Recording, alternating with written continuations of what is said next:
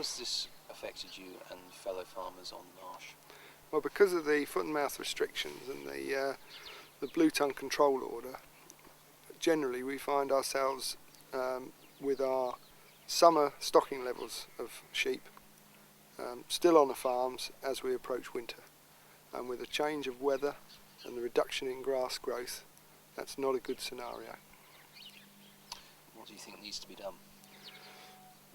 At a farm level, the stocking rate has to be reduced to allow adequate grazing for the remaining sheep. The system that we've used for 100 and more years relies on moving sheep off Romney Marsh during the winter to alternate grazing. Because of the restrictions that are brought in, that system is totally broken. There is very little alternative action to be taken by the farmers other than resort to a very, very depressed market. If they go into that market, they'll effectively be selling their working capital because they're going to be selling their breeding stock.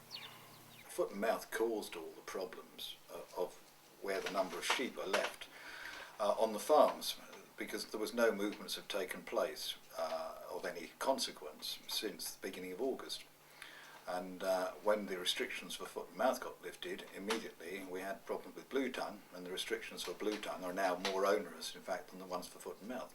And the industry is basically being destroyed by this because there's no confidence for anybody to carry on. Unless some decision can be made to move these sheep to other areas of grazing, then basically they're just going to get thinner and thinner because there isn't enough feed in the area and there isn't the land mass to put them on, because as it gets wetter, the sheep actually have 5 mouths. They've got 4 feet which tread the grass in and 1 in the mouth where they try and eat a bit, and they become very, very wasteful. So what do you think needs to be done to remedy this? Well, somebody has to make a decision either to allow movements of these animals or to sensibly say, okay, well, they can't be moved, and this area is effectively being sacrificed really for the good of the rest of the British Isles. To say then, okay, we'll pay these farmers a sensible amount of compensation and slaughter these animals, so at least in a year's time they can actually have sufficient money to go and buy some more stock and start again. But at the moment there is no likelihood of that happening. So what does the future hold for Romney Marsh? Certainly for the sheep farmers of Romney Marsh, it's very bleak, and whatever happens now, the lamb crop for next year will be much lower. So we're not only affecting this year with disastrous prices, next year there will be less sheep put to the rams, so there will be less sheep on the marsh next year, so therefore less income.